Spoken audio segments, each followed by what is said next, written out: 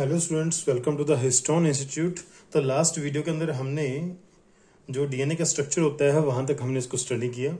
तो इस वीडियो के अंदर हम पढ़ने जा रहे हैं पैकेजिंग ऑफ डीएनए हेलिक्स के बारे में, राइट। अच्छा, देखिए शुरू करते हैं।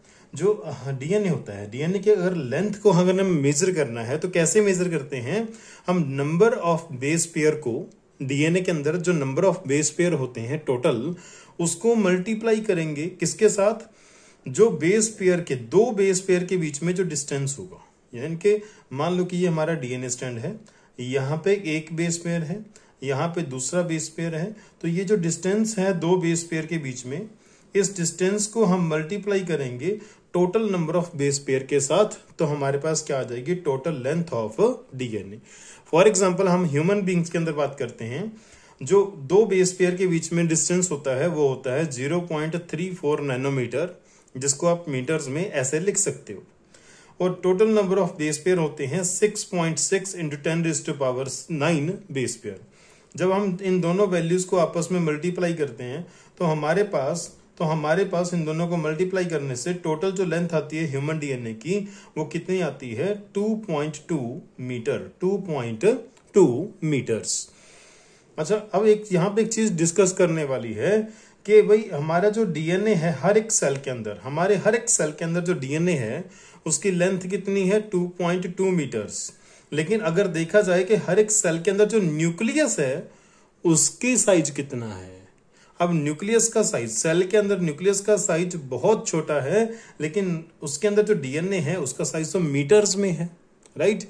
तो इतना बड़ा डीएनए इतने छोटे न्यूक्लियस के अंदर पैक कैसे होगा, उसके अंदर रहेगा कैसे? ठीक है, तो इस चीज को सॉर्ट आउट करने के लिए हमारे पास क्या है?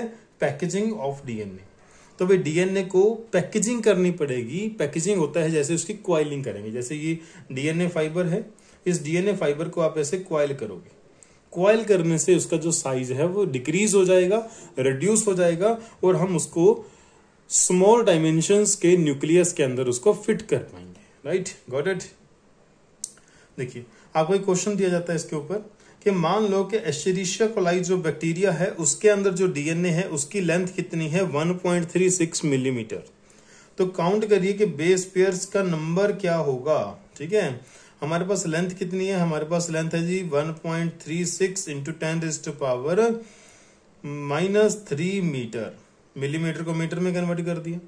अच्छा, ये इक्वल होता है किसके इक्वल होता है? एक तो नंबर ऑफ बेस पेयर, चलो नंबर तो हम फाइंड कर लेंगे, राइट। और मल्टीप्लाई करते हैं distance between the two base pair, और वो कितना होता है? 0.34 इंटू 10⁻⁹9। Got it. तो जब आप इसको कैलकुलेट करोगे तो आपके पास नंबर ऑफ बेस पेयर कितने निकल के आएंगे? 4 into 10⁻6 base pairs. Got it. चलिए, आप इसको कैलकुलेट करके देख सकते हैं, right. Packaging of DNA in prokaryotes like Escherichia coli. चलिए बात करते हैं। आपसे अक्सर एक क्वेश्चन पूछा जाता है, क्या पूछा जाता है कि डीएनए जो प्रेजेंट होता है प्रोकैरियोटिक सेल के अंदर, क्या वो स्कैटर्ड होता है? क्या पूरे सेल के अंदर वो बिखरा होता है? यस और नो? और इसका सही आंसर है नो। भाई जो प्रोकैरियोटिक सेल के अंदर डीएनए होता है, ये पता है हमें कि डीएनए के ऊपर न्यूक्लियर मेम्ब्रेन नहीं है, राइट। वेल डेवलप्ड न्यूक्लियस नहीं है प्रोकैरियोटिक सेल के अंदर, लेकिन इसका मतलब ये नहीं कि ये डीएनए पूरे सेल के अंदर बिखरा हुआ है। बिखरा हुआ नहीं होता वो बिखरा हुआ, स्कैटर्ड मतलब बिखरा हुआ नहीं होता। क्यों नहीं बिखरा हुआ होता? क्योंकि भाई प्रोकैरियोटिक सेल के अंदर भी डीएनए की पैकेजिंग होती है। भाई जो देखो, जो डीएनए होता है उसके ऊपर होता है नेगेटिव चार्ज। डीएनए के ऊपर कौन सा चार्ज होता है? Negative charge. और वो नेगेटिव चार्ज किसकी वजह से होता है? वो होता है फॉस्फोरिक एसिड की वजह से। डीएनए के अंदर, डीएनए की बैकबोन में जो फॉस्फेट ग्रुप होते हैं उसकी वजह से डीएनए के ऊपर नेगेटिव चार्ज होता है। और इसके साथ साथ जो डीएनए है वो किसके साथ बाउंड होता है? वो बाउंड होता है कुछ पॉजिटिवली चार्ज्ड प्रोटीन के साथ। पॉजिटिवली चार्ज्ड प्रोटीन के साथ बाउंड होता है। सो जब ये प्रोटीन और डीएनए आपस में बाउंड हो जाते हैं तो ये एक स्ट्रक्चर बनाते हैं, उसको बोलते हैं न्यूक्लियोइड। तो यानी कि प्रोकैरियोटिक सेल के अंदर जो न्यूक्लियोइड होता है वो एक पैक्ड स्ट्रक्चर होती है डीएनए की, किसके साथ, कुछ पॉजिटिवली चार्ज प्रोटीन के साथ, जिसको हम क्या बोलते हैं, पॉलीअमाइंस बोलते हैं।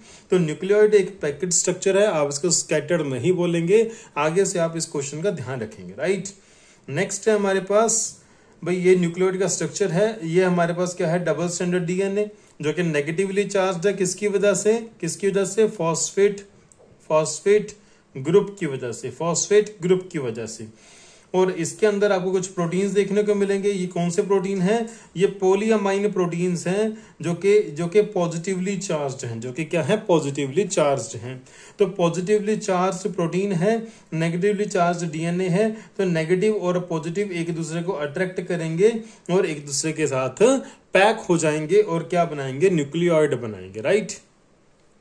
नेक्स्ट हमारे पास एक क्वेश्चन आता है, DNA is scattered throughout the cell in Escherichia coli. Escherichia coli क्या है, बैक्टीरिया यानी कि प्रोकैरियोटिक सेल। तो इसके अंदर जो आपको डीएनए मिलेगा, क्या वो स्कैटर्ड होता है? भाई अभी हमने इसको सोल्व किया, वो स्कैटर्ड नहीं होता, वो पैक्ड होता है और पैक होकर के वो न्यूक्लियोइड बनाता है, right. Okay, there is no defined nucleus in Escherichia coli. ये बात सही है कि एस्चेरिशिया कोलाई जो है ये एक बैक्टीरिया है, प्रोकैरियोटिक सेल है, जिसके अंदर एक वेल डिफाइंड, एक डिफाइंड न्यूक्लियस नहीं होता। ये स्टेटमेंट बिल्कुल सही है। तो हमारा आंसर क्या आएगा, ए स्टेटमेंट रॉन्ग है, बी स्टेटमेंट ट्रू है, करेक्ट है। तो आंसर आएगा fourth option, right. Packing of DNA in eukaryotes. अब यूकैरियोट्स के अंदर डीएनए की पैकेजिंग के ऊपर बात करते हैं। भाई डीएनए मैंने जैसे पहले डिस्कस किया कि जो डीएनए होता है वो कैसा होता है, नेगेटिवली चार्ज होता है। यूकैरियोट हो या प्रोकैरियोट्स हो, उनके अंदर डीएनए नेगेटिवली चार्ज होता है, क्योंकि डीएनए के अंदर क्या होते हैं, फॉस्फेट ग्रुप होते हैं, राइट। अच्छा, अब वो क्या है कि वो पॉजिटिवली चार्ज्ड हिस्टोन प्रोटीन के साथ रैप करता है। रैप यानी कि उसके ऊपर ऐसे कॉइलिंग कर लेता है, राइट, ठीक है। तो जो हमारे हिस्टोन प्रोटीन है उनके ऊपर पॉजिटिव चार्ज है। और पॉजिटिव चार्ज क्यों है हिस्टोन प्रोटीन के ऊपर, क्योंकि वो किसके साथ रिच है, वो रिच है बेसिक अमाइनो एसिड्स के साथ। कौन से basic amino acid, lysine and arginine. Lysine और आर्जिनिन क्या है, पॉजिटिव बेसिक अमीनो एसिड है, जिसकी वजह से हिस्टोन के ऊपर क्या आता है, जिसकी वजह से हिस्टोन के ऊपर आता है पॉजिटिव चार्ज। क्या आता है, पॉजिटिव चार्ज, राइट। अब यहाँ पे आप पैकेजिंग देख सकते हो डीएनए की। ये हमारे पास जो ब्लैक कलर का आपको धागे जैसी स्ट्रक्चर, फिलामेंटस स्ट्रक्चर दिखाई गई है, ये हमारा डबल स्टैंडर्ड डीएनए है। क्या है ये हमारा डबल स्टैंडर्ड डीएनए है। अब ये डबल स्टैंडर्ड डीएनए ये जो आपको यहाँ पे सफियर दिख रहे हैं ना, इसको बोलते हैं हिस्टोन ऑक्टामर। एक्चुअली क्या है, यहाँ पे आपको जो 4 सर्कल दिख रहे हैं, एक्चुअली 4 नहीं या 8 मॉलिक्यूल होते हैं। हम आगे चल के और ज्यादा डिफाइन करेंगे इसको। तो ये हिस्टोन प्रोटीन है। हिस्टोन प्रोटीन के 8 मॉलिक्यूल होते हैं, जिसको हम बोलते हैं हिस्टोन ऑक्टामर। क्या बोलते हैं इसको बोलते हैं हिस्टोन ऑक्टामर। तो हिस्टोन ऑक्टामर जो होता है, एक सेकंड भाई, ये बार बार परेशान कर रहा है, इसको इरेज कर दिया जाए एक बार।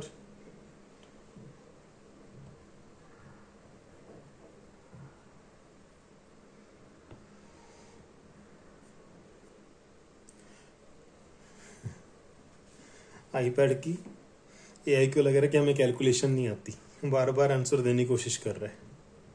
चलिए वापस शुरू करते हैं। देखिए शुरू करते हैं वापस। तो ये हमारे पास ऑक्टामर जो है, ये हिस्टोन का ऑक्टामर है। क्या बोलते हैं इसको, ऑक्टा का मतलब 8। ऑक्टा का मतलब क्या आता है, 8। इसके अंदर हिस्टोन के 8 मॉलिक्यूल्स हैं, तो इसको हिस्टोन ऑक्टामर बोलते हैं, राइट।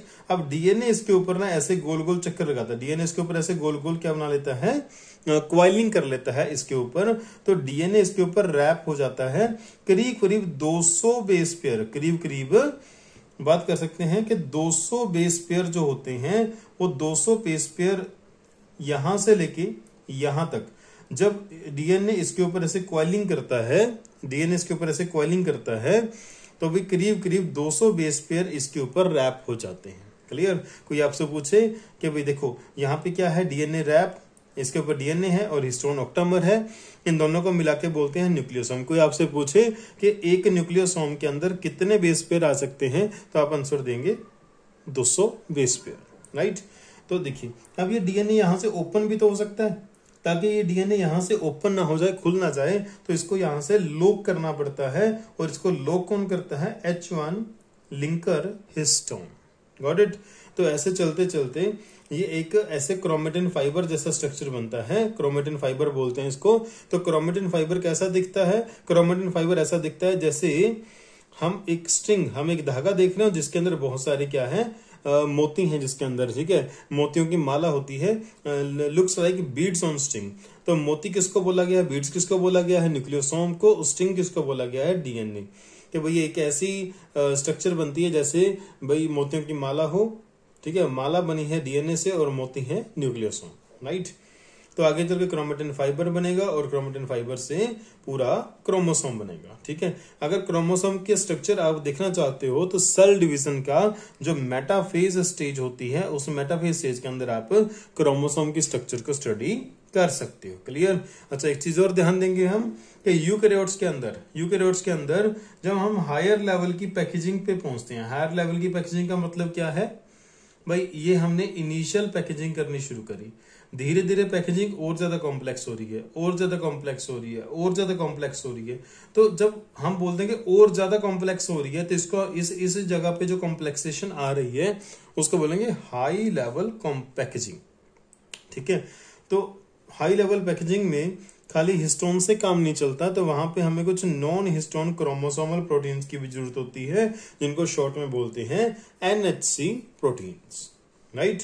ऑक्टामर की बात कर ले। ऑक्टामर का मतलब होता है 8। तो हिस्टोन ऑक्टामर के अंदर 8 हिस्टोन यूनिट होते हैं। 2 होते हैं H2A, 2 होते हैं H2B, 2 होते हैं H3, 2 होते हैं H4, और ये 8 मॉलिक्यूल मिल करके क्या बनाते हैं? हिस्टोन ऑक्टामर बनाते हैं, हिस्टोन ऑक्टामर बनाते हैं, जिसके ऊपर डीएनए आके रैप करता है, ठीक है।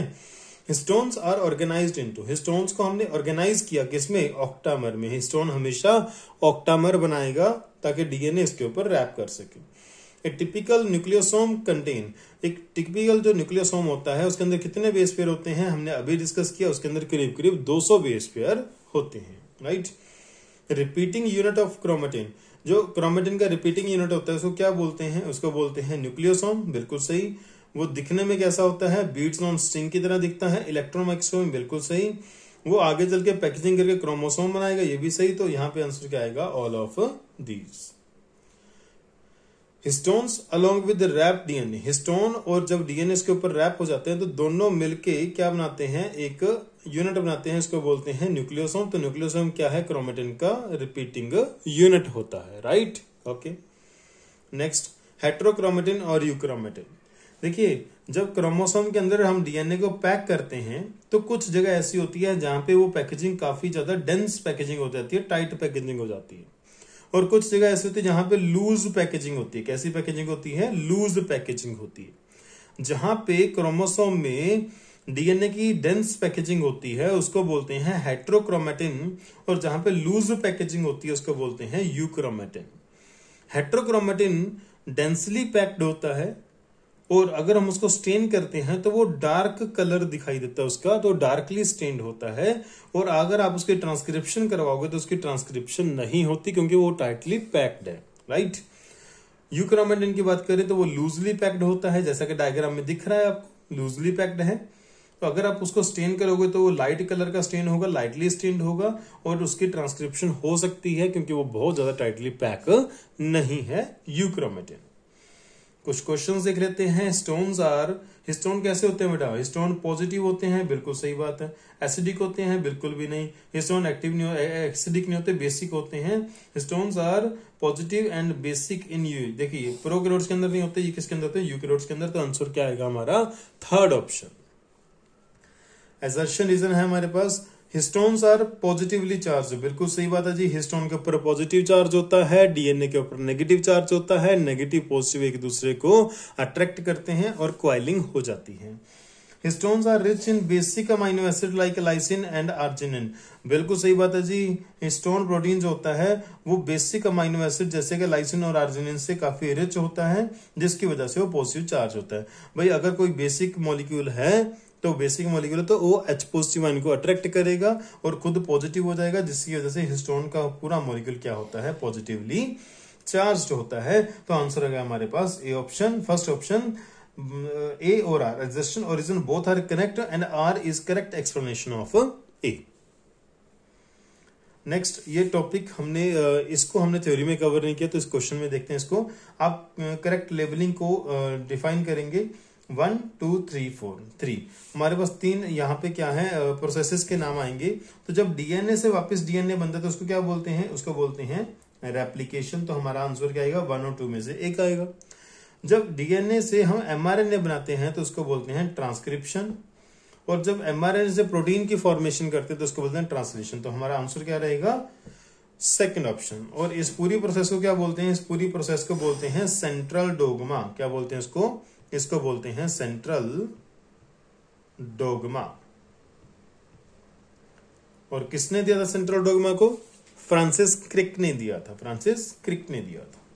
चलिए क्वेश्चन भी आ गया, central dogma in molecular biology was proposed by, ये दिया था फ्रांसिस क्रिक ने, शॉर्ट में उसको क्रिक बोला जाता है, right. In a typical nucleus euchromatin and heterochromatin are present, किसी भी न्यूक्लियस में आपको यूक्रोमेटिन और हेट्रोक्रोमेटिन देखने को मिलेगा। तो आप correct set of characters for तो हेट्रोक्रोमेटिन के बारे में इन 6 स्टेटमेंट्स में से कौन कौन सी सही है वो बताइए।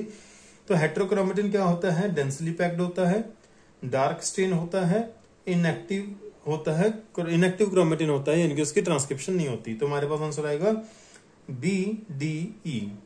सॉरी ये ऑप्शंस हमारे क्या हो गए, ऑप्शन थोड़ी गड़बड़ी होगी, ऑप्शन ठीक कर देते हैं अभी, ठीक है। तो आप ऐसे करते हैं यहाँ पे, तो इसके अंदर आप मान लीजिए, इसको मान लीजिए 1 को मान लीजिए ए सी ई, 2 को मान लीजिए बी डी एंड एफ। यहां आ जाएगा आपका ए सी एफ, यहां आ जाएगा आपका बी डी एंड ई। तो हमारा आंसर क्या है, बी डी ई। तो हमारा fourth is the right answer. ऐसे नेक्स्ट क्वेश्चन के अंदर भी है, चलिए कोई बात नहीं, देख लेते हैं। आपको यूक्रोमेटिन के बारे में बताना है। यूक्रोमेटिन क्या है, लूजली पैक्ड है, लाइटली स्टेन्ड है और ट्रांसक्रिप्शन लगी क्रोमेटिन का एक्टिव पार्ट होता है। तो यहाँ पे आएगा ए सी एफ। तो ए सी एफ को कैसे ट्रीट करेंगे, यहाँ पे आएगा जी हमारा ए सी ई, राइट। यहाँ आएगा बी डी एफ, यहाँ आएगा ए सी एफ, और यहाँ आएगा बी डी ई। तो हमारा आंसर क्या आएगा, A C F, ACF। Third is the right answer. Clear.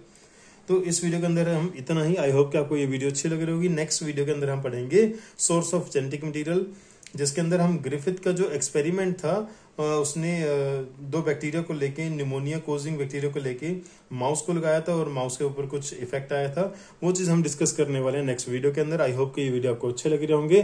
तो जो नीट कैंडिडेट्स हैं वो इस वीडियो का बिल्कुल भरपूर आनंद उठा सकते हैं। बार बार इन वीडियोस को जितना हो सके आप रिपीट करें, मैक्सिमम क्वेश्चंस ट्राई करें, और एनसीईआरटी को तो बिल्कुल, ठीक है, बिल्कुल ऐसे रट दें, बिल्कुल बार बार पढ़े, मतलब अपने आप वो आपकी रट जाएगी, ठीक है ना। तो रटना नहीं है, वो अपने आप पढ़ने से अपने आप याद हो जाएगी आपको, गॉट इट। तो एनसीईआरटी मैक्सिमम पढ़े और मैक्सिमम क्वेश्चंस ट्राई करें, और कुछ भी नहीं समझा था तो आप क्वेरी में कमेंट सेक्शन में जाएं और हमें कमेंट करें। Thank you, have a nice day.